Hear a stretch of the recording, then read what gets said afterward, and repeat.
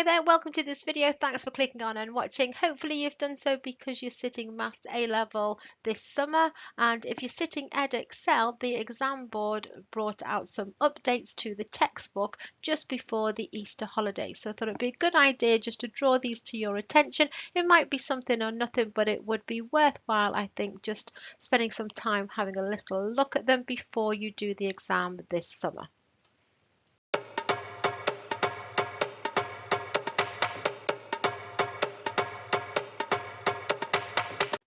So the updates all appear with these bars down the side in the new textbook. So if you're looking at the online textbook, you might see those. And this first update is from the exponential modeling chapter. And all they're adding in is some more examples of you applying and interpreting your knowledge after you've done the sort of usual questions. Because if you remember, about 27% of the exam can be problem solving and 27% you interpreting and applying your knowledge. The rest of the exam is stuff that you can prepare for. So looking at these updates and these examples, you're not going to be asked something exactly the same, but it's just illustrating that you are maybe going to be asked a little bit more at the end of a question to have a think about what implications something else might mean in terms of the model. So this is a question: the density of a pesticide in a field can be modeled with this equation. We've got P is equal to 160 e to the minus 0.006 t. So t is in time and days since the pesticide is first applied. Part A, use the model to estimate the density after 15 days. So that was when t is equal to 15. Just feeding that in there in our equation, we're going to get the answer 146.2. We get our units from the units of the question. In part B, interpret the meaning of the 160. So this is a usual question. When t is equal to 0, this part of the equation is going to equal 1. So initially, the amount of pesticide was going to be 160. So it's the initial density of the pesticide in the field. Part C, show that dP by dt is equal to Kp. Now this is a differential equation. It's saying that the rate at which the pesticide is increasing or decreasing is going to be proportional, because the K is our constant of proportionality to the amount of pesticide that is in the field. So if we differentiate dP by dt, how do we differentiate? The 160 is going to just join in. E differentiates to itself, but because it's e to the minus 0.006 t, we're going to multiply by that 0.006 on the front. So it's going to be a minus 0.006, that will come down, times the 160 e to the minus 0.006. T. So that would be the differential. Now I haven't multiplied these together because this is actually P, so this is telling me that my K is this that's been brought down on the front, minus 0.006. And then in part D, we're being asked to interpret the significance of the sign. Well, when we spray the pesticide, after time, the pesticide is going to decrease. So the fact that it is negative is saying that the density of the pesticides is decreasing. There's exponential decay. So as long as you've got decreasing, and that's why it's negative, you will get the mark for that. Part E, sketching our curve. Well, if we think about e to the x, that goes like that. Now we can have some transformations of graphs. You can have minus e to the x or e to the minus x. Now this one is like x squared and minus x squared, which is your smile and your frown. So this one would be a reflection in the x-axis.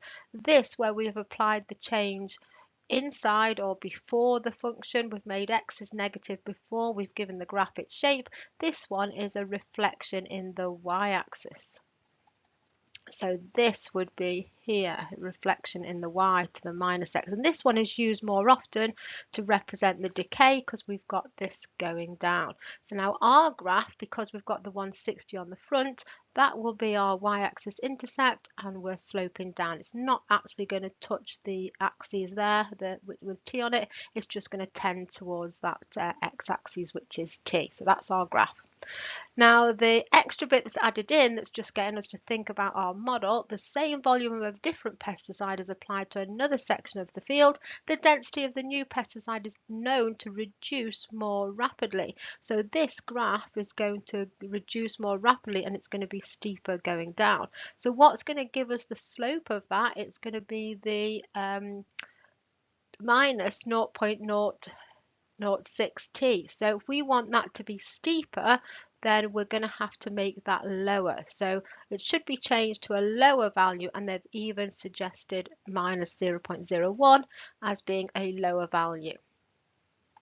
So there are two more exam questions that have been added into the mixed exercise for this exponential modelling. So we're just going to have a look at those. We've got a boat valued at 27,000 when new. So when it's new, t is equal to 0. After 5 years, the value was 18,000. So the value is going down. So we're modelling the value of the boat using this equation. T is in age, A and K are constants. Find what they are. So if we know that when t is equal to 0, V is equal to 27,000. If we fill them in, 27,000 is going to equal A e to the kt, and if t is equal to 0, that's going to be to the 0. Anything to the 0 is 1, so this is telling us that a is equal to 27,000. So same as the 160 in the last example, that number on the front is just going to be the initial value. Now we're given some other information, and that's going to allow us to find the other constant. So this is the routine. You're usually finding that constant on the front by letting t equal to 0 and then filling that in, because now we know that when t is equal to 5, V is equal to 18,000. So 18,000 is equal to our A, which we now know, and it's a constant, so that stays in the formula, e to the 5k. So just one constant to find. You're going to divide by the 27,000. 18,000 divided by 27,000 is the same as 18 over 27, which is 2/3, is equal to e to the 5k. Going to bring our k down by taking ln, so the ln of 2/3 is equal to 5k, so 1/5 of the ln of 2/3 is equal to k. Now if this was in a more pure maths with no real life context, you would leave it like that and you might be asked to find it as an exact value, but here it says find it to 3 significant figures, so on our calculator that is minus 0.0811. Now it says after 8 years the value was 14,000. So that's what's happened in actual real life, and we've got to evaluate our model. So is our model going to predict something anywhere like 14,000? And if it does, then we can say that the model is going to be reliable, and that's our evaluation. So let's have a little look. So what our model is going to predict. So when t is equal to 8, we'll be doing V is equal to the 27,000 e to the minus 0.0811 times 8. And when you put that in your calculator, it comes out to predict that the value is going to be 14,112. Now to the nearest thousand, that is 14,000. So as far as in 8 years' time, the model seems to be in line with what's actually happening. So we can say the model is reliable because it's matching what's actually happened. And that is going to be our evaluation. Here's another modelling question. So it's question 10 from the same exercise. And we've got to do 2 different models in A and B. And then in part C, we're being asked to explain which of the models is best supports some new information and decide which one is the better fit. So this is the extra bit where we're kind of interpreting the maths that we've already done and having a look and decide which one is going to be the best. So the information is that in 1960, Mozambique had a population of 7.6. 20 years later, in 1980, we've got it at 12.1. The researchers modelling as a function of t is in years, and part A says to use a linear model. Well, the equation of a straight line is y equals mx plus c.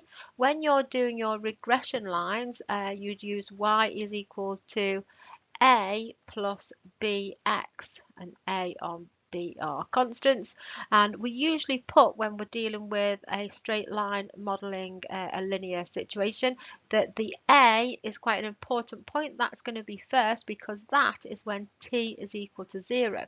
So when we have got t on our x-axis, then the y-axis intercept is when t is equal to 0. So we just put them the other way around, and it's suggesting here that we use p is equal to a plus bt.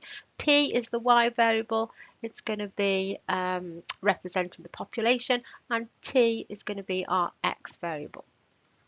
So p is equal to a plus bt. Feeding in the initial information, when t is equal to 0, p is 7.6. So 7.6 is equal to a plus 0. B is 0, bt is going to be 0. So that tells us that a is 7.6. And then feeding in the other bit of information, 12.1 is equal to, now we know our 7.6, so it's 7.6 plus 20b, because b is 20 when the population is 12.1. Now all we need to do is take away the 7.6 and then divide by 20, and then b will come out to be 0.225. So our model is that p is equal to 7.6 plus 0.225 t. Now in part B, we're being asked to use an exponential model. P is equal to a b to the t. So using the same information, when t is equal to 0, we've got p is equal to 7.6. So 7.6 is equal to a b to the 0. Anything to the 0 is 1. So that again tells us that a is 7.6. And then the 12.1 is when b is equal to 20. So that's going to be 7.6 b to the 20. So now we just need to solve. 12.1 divided by 7.6 is b to the 20. Now b's in the sort of numerator on the ground position. We take logs when we want to bring the 20 down. So you could take logs here, but the way to unravel this is to take the 20th root, and on this side they will cancel and leave us with just the b. So we need to do the same on the other side. So on your calculator, you can either use the 20th root button or the x, and then just feed in 1/20th there. So if you do 12.1 over 7.6 to the 1 over 20, you will get that b is equal to 1.0235. So the model is that p is equal to 7.6 times 1.0235 to the t. Now in part C, we're being told that in 2010, so in comparison to where we start in 1960, in 2010 t is going to be 50. The population was 23.4. Explain which of the models best support this fact. So if we use the linear model, what would that predict 50 years later? So P would equal 7.6 plus 0.225 times 50. And if you put that in your calculator, it comes out to be 18.85. So it has increased, but it's not gone as big as that. If we do the exponential, so P is equal to 7.6 times 1.0235 to the 50, and that comes out to give you 24.3. So that is much closer to the 23.4. So the exponential model is a better model to use.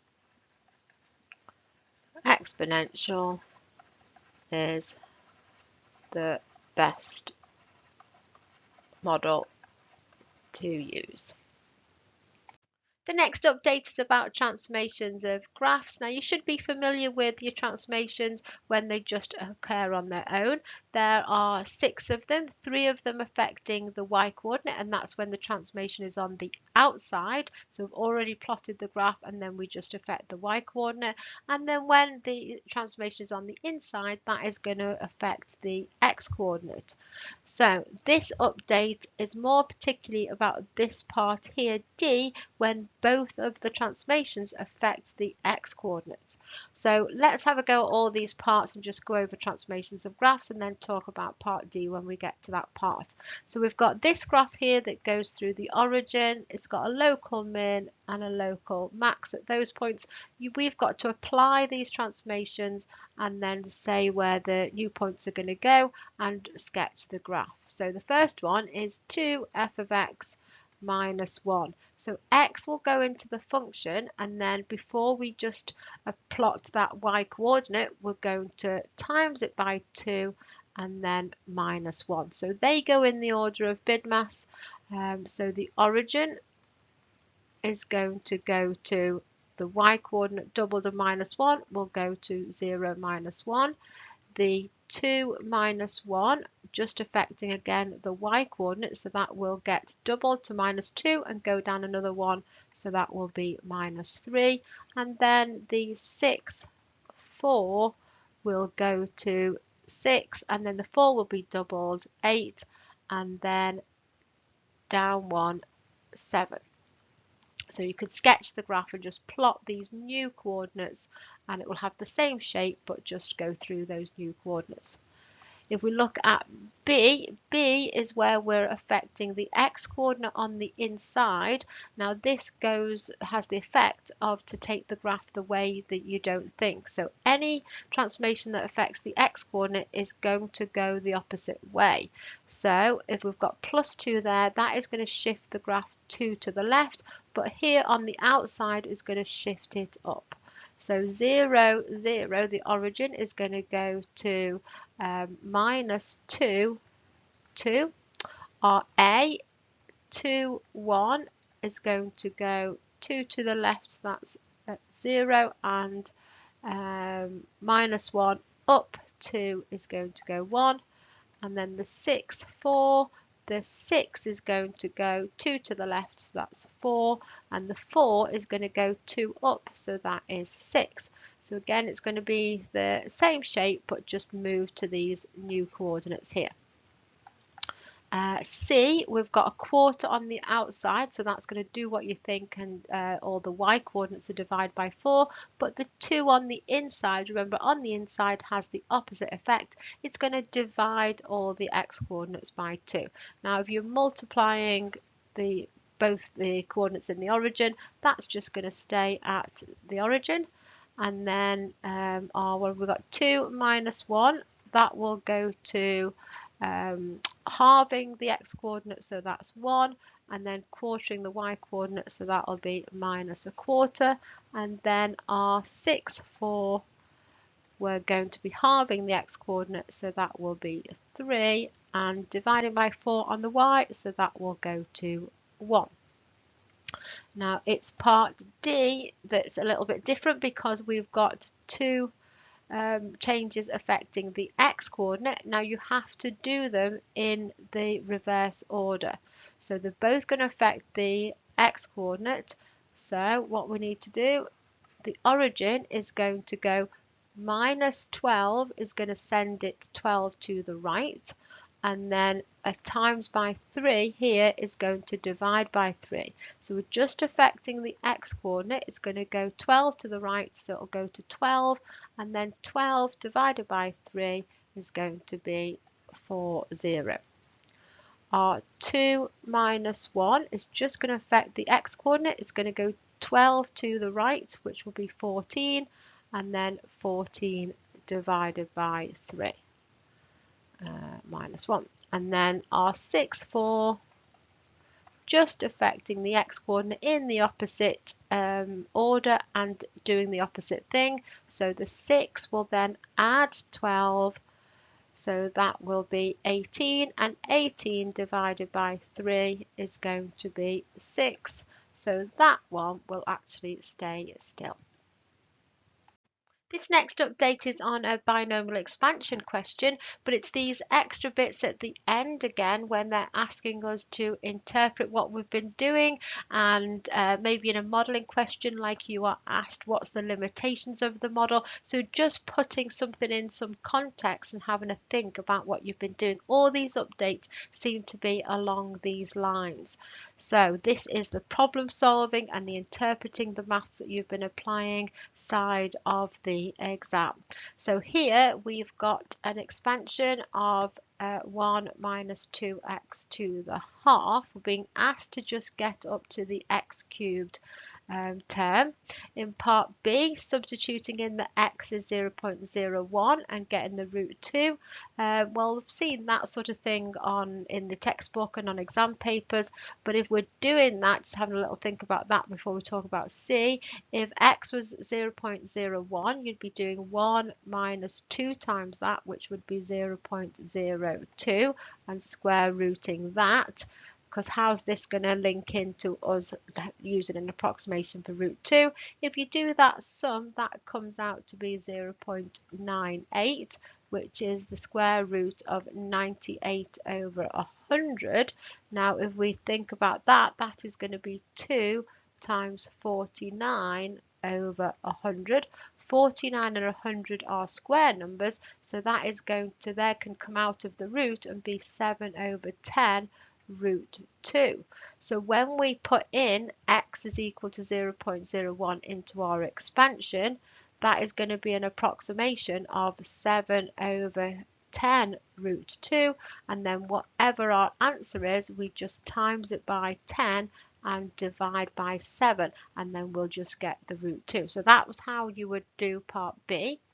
Part C, without further calculation, state how the accuracy of this approximation could be improved. Well, it's just going to be improved if we use more of the expansion rather than just going to the x cubed term. We use more terms.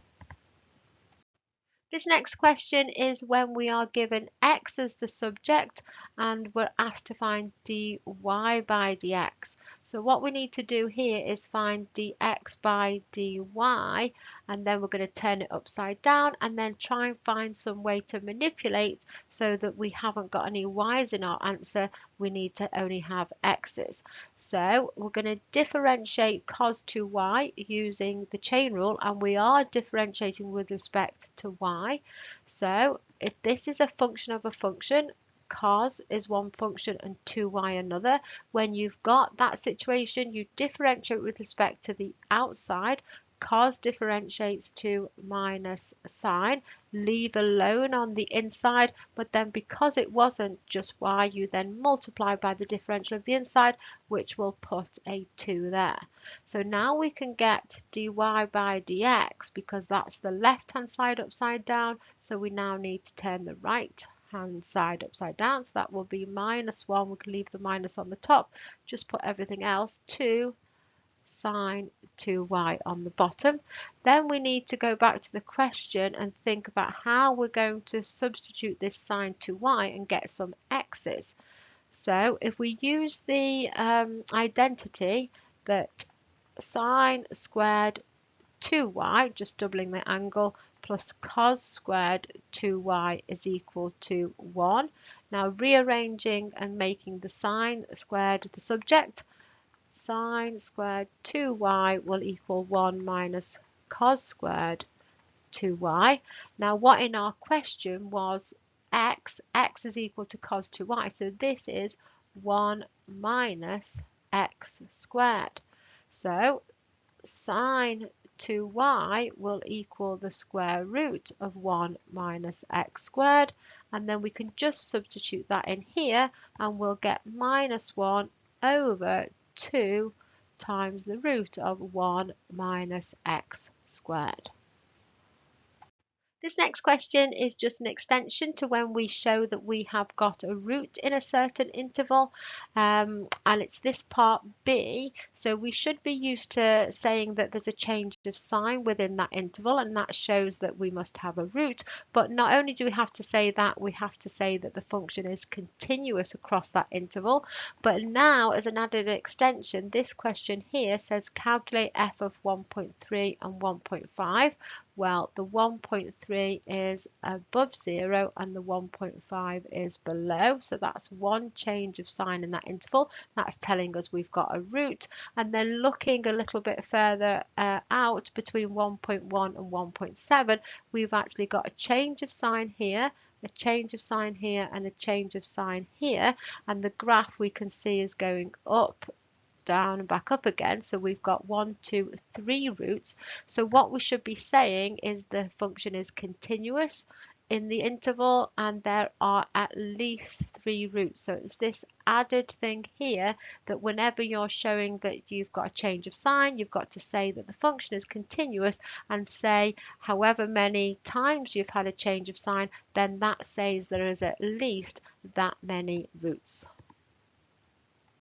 The first time an integration expressed as a limit of a sum question came up on an exam paper a few years ago, I was marking that paper and lots of pupils just got 0. They didn't recognise that when we've got this strip here, which is a thin strip, but it does have a width, delta x, as that delta x tends towards 0, it's going to be the same as just integrating between 2 and 5 of the cube root of x, which we're going to write as x to the third dx. So that's all you need to do when you have an integration question as a limit of a sum. So let's do the integration. We're going to add one on, so that'll be 4/3. Dividing by 4/3 is timesing by 3/4, and we're going between 2 and 5. Putting in our limits, it's going to be 3/4 times 5 to the 4/3.